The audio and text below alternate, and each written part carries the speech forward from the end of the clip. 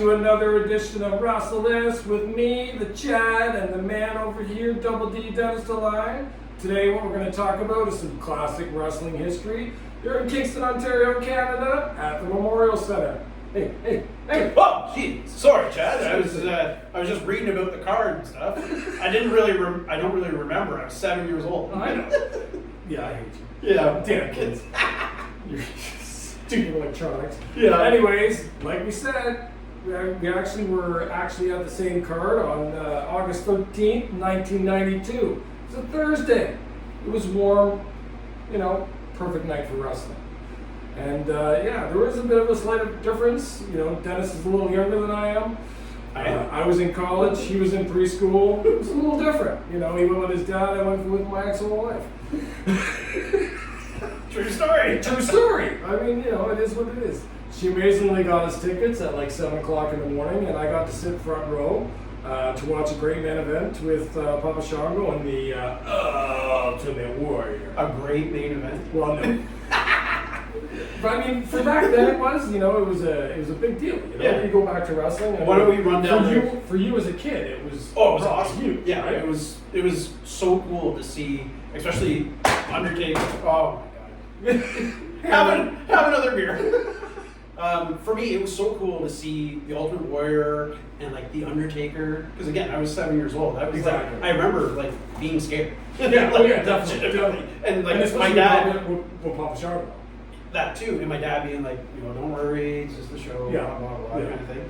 But we'll run down the... Man, who did we see? That was crazy. Run the card for. Run down the card. So first match, Crush defeated Kato. Yeah, I remember that very well. I mean, Kato was part of the Orient Express. Yes. Kato and Tanaka. And Crush was on his own? Crush was on his own. Like he just turned babyface. They the Hawaiian. The Hawaiian, we got the whoosh and a little bit of makeup, yours. Hair on it. Hair kind of like but black. But black. Yep. Not as nice as yours. Not as nice, that's right.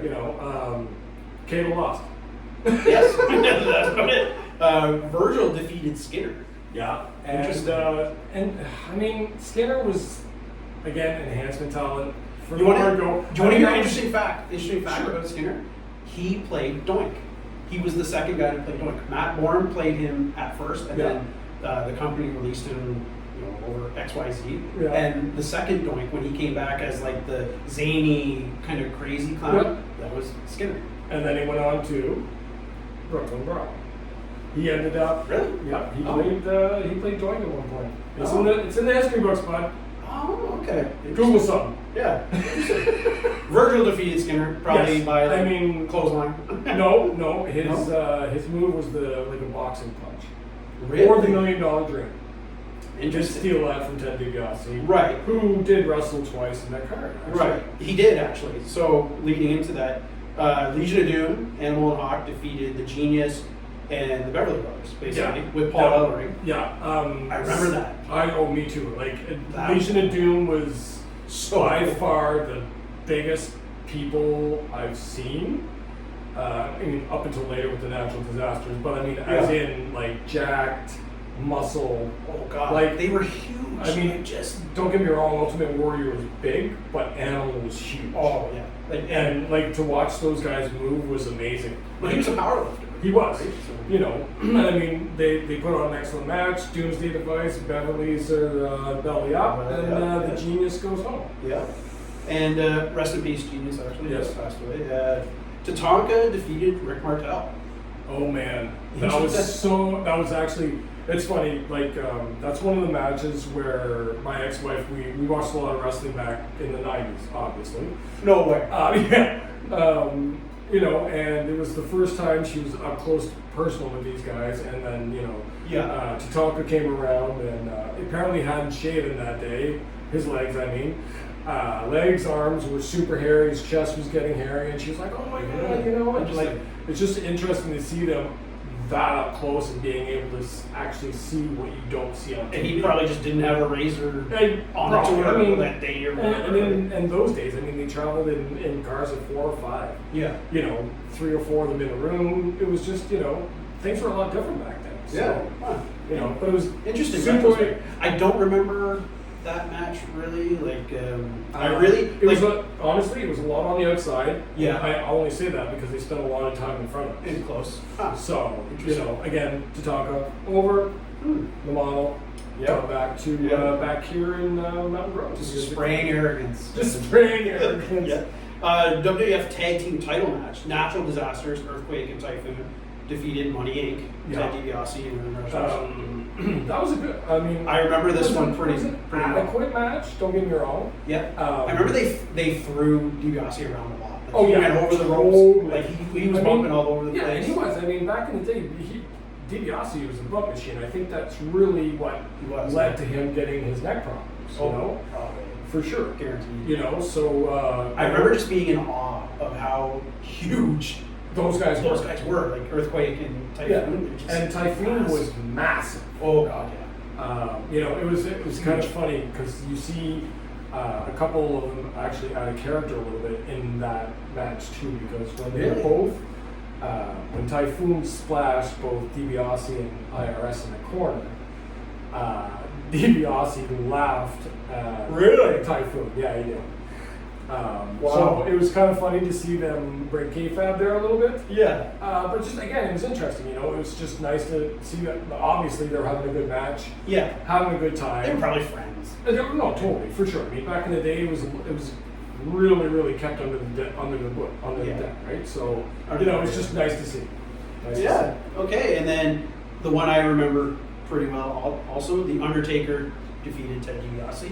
I remember this because I made signs.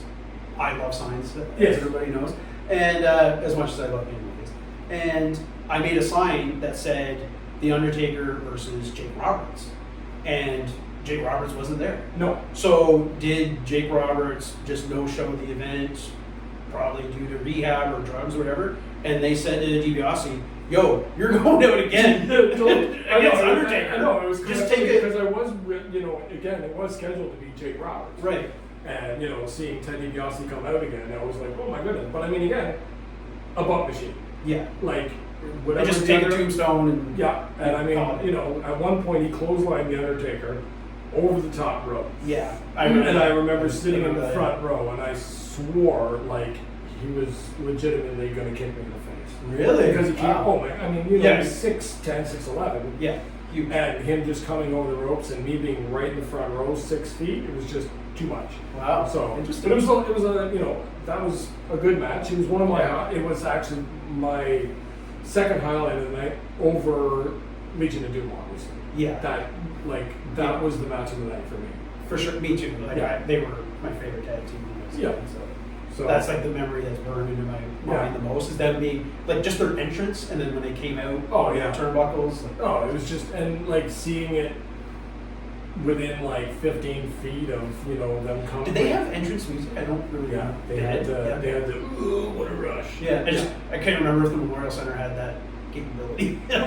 No, I mean it did, but it was very, very like the acoustics in there were super canny. Yeah. And I mean, if you weren't like, and again, the only reason I was there was because I was in front row. Right. Like, so they had all the mics, everything Oh, set up, destroying stuff. Rick's down. They did the fair flop. But yeah, leading into the main event, Ultimate Warrior defeated Papa Shango. So Warrior wasn't even, was he champ at this point? No, he wasn't. He was on his way out. Yeah. And honestly, it showed.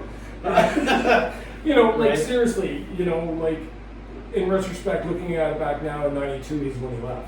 Right after the Hulk Hogan debacle, whatever, Right. with Sergeant Slaughter and everything, right? Yeah. So this was leading into SummerSlam. He was just finishing up his So wait a minute. WrestleMania. Who was champ? Was Flair champ at this point? Flair would have been. No, Macho. Macho was Macho champ. Man was champ. Yeah. Interesting. Because yes. So he must have been. There was probably an A show in another town or something. Exactly. Do both, Yeah, so. A and B. Yeah. And that's what they used to do all the time. And we just Yeah. as far as championship matches go, Kingston doesn't get very many. And No. I think that was one of we did get a championship match. We got an Ultimate Warrior, which is obviously just and the tag titles. and the tag That's titles, kind of compensation. Yeah, for sure. Tag titles, Road Warriors. Yeah. It was a great card for Kingston anyways, for sure. But again, Warrior was on his way out, finishing up business with Shango for WrestleMania. Yeah. Blah blah blah. That's where the connection is. Yeah, and then you know. So yeah, And he was just going through the motions, and then just. I just remember it was a squash, like, and it was so smoky from Papa Shango's entrance Yes. that like I was taking Polaroids back then. But so like all my pictures were awesome, but then like the main event pictures, you couldn't even really like tell. Honestly. And the Warrior's hair was like kind of weird because he'd grown out almost like into like that fro kind of. Well, because because on his way out, because when he first came back, you remember he had that short. Yeah. I don't want to say bob or whatever. Yeah. Kind of like yours.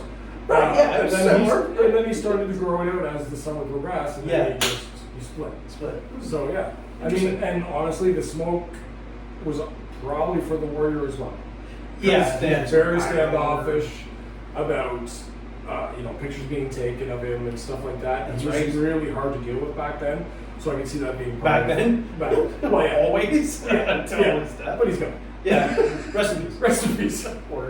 Yeah. So I mean, overall, it was fun. Yeah. And I mean, for a Memorial Center card, that was my third one. So I had some good ones. I mean, I've seen Bret the Hitman Hart. Yep. Demolition, like Heart Foundation, Demolition, Mr. Perfect. So, there's been a lot of great We'll stuff. talk about that more. We're going to do another. Oh, yeah, we'll do more episodes. Another for little sure. episode of retrospect. But, loving the old wrestling here in the Memorial Center. Yeah. Looking forward to more at the K-Rock Center. Yes. So, soon. Yeah. So keep up the updates, people. Like and subscribe our channel. And, That's if you got it. any questions, concerns, or want to Just let- talk wrestling, Just let us know. let us know, buddy. And Right. just remember, If you can't wrestle each other, wrestle this. dig it.